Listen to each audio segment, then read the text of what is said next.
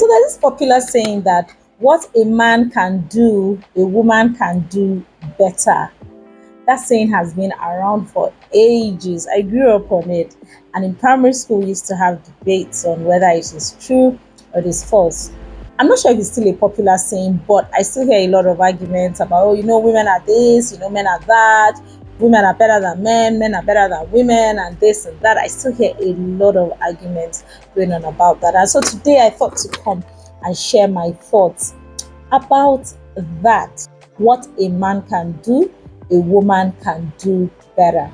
Let's talk about it. Today I'm not going to mince my words. I'm just going to lay it straight. There is no battle between the sexes. We are different. Men are different from women. Women are different from men. Different strengths, different weaknesses, different perspectives. And different does not mean better or worse. Different purpose, different functionality. Lime, lemon, tangerine, tangelo, grapefruit, orange, all citrus, very, very different. How many lemons make up one orange? Or how many limes can you find in one grapefruit? We don't know, because we don't measure it like that. There's nothing like equal. An orange is equal to 2 grapefruits, and a grapefruit is equal to 4 lemons. We can't judge it that way because they're different. Their constitution is different, depends on the species of citrus and all kinds of different reasons why these fruits are different. So they're all citrus, they all look the same, but they're different. The same way, men and women are different. Different functionalities, different perspectives, different strengths, different weaknesses. We're just different.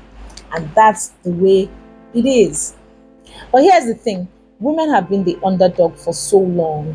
There's so much victimization and discrimination that we've come to this place where we now have a voice, and the tendency is to go to the other extreme and overemphasize our value.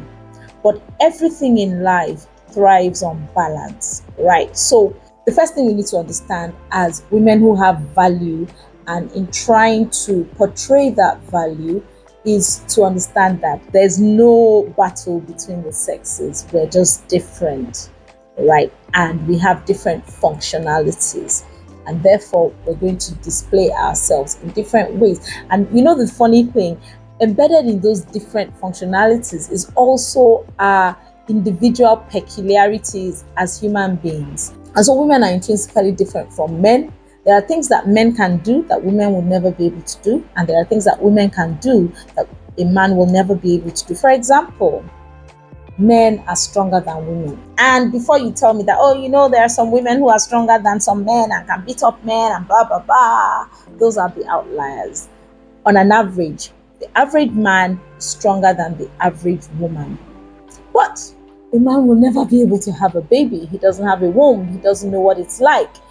And any woman who has gone through childbirth knows that it is an experience. I don't even want to remember it. But there have been men, strong men, who have been known to faint in the labor ward when they see their wives giving birth, because they couldn't stand the sight of the pain and the agony she was going through. But hey, I thought a man was stronger. It's just the intrinsic difference in the sexes. So in putting forth our value as women, thriving and being able to succeed in our goals, instead of going with the mentality that what a man can do, a woman can do better, here is what you need to do. Number 1, evaluate yourself personally first. Understand that nobody can stop you from doing what you want to do, whether as a woman or otherwise. If you put your mind to it, you can do it. But evaluate yourself personally, your own personal strengths, your own personal weaknesses, and work with yourself to achieve your goals. Work with what you have. Forget about the fact that, I'm male, I'm female, or this is stopping me. No, evaluate yourself as a person and work to achieve your goals. Number 2, We need to understand that just as there are biases against women, there are biases against men. There are biases in society that work against men, just as there are some that work against women, and that's just the truth of life. So what you need to do then is to understand the nature of the biases against you as a woman and work around them. There are expectations that society has of men that they don't have of us as women. But what you need to do as an individual is to find the ones that are against women, and knowing yourself as a woman, walk around them, navigate them to achieve what you want to achieve. Number 3, understand that because you are a woman, there are some dangers and vices that you are more vulnerable to. For example, gender-based violence, rape, domestic violence. We as women are generally more vulnerable to such physically based attacks. Now, it's very good and important for us to join the collective fight against such vices, because the more we lend our support to it, the louder the noise becomes and the more people will stand and listen to it. But as an individual woman, you need to understand that you are more vulnerable to certain vices and certain dangers than a man. And protect yourself. Your responsibility for yourself is to protect yourself. I remember once reading a statement somewhere that said, telling a woman to protect herself against gender-based violence is a subtle way of victim shaming. I couldn't disagree more.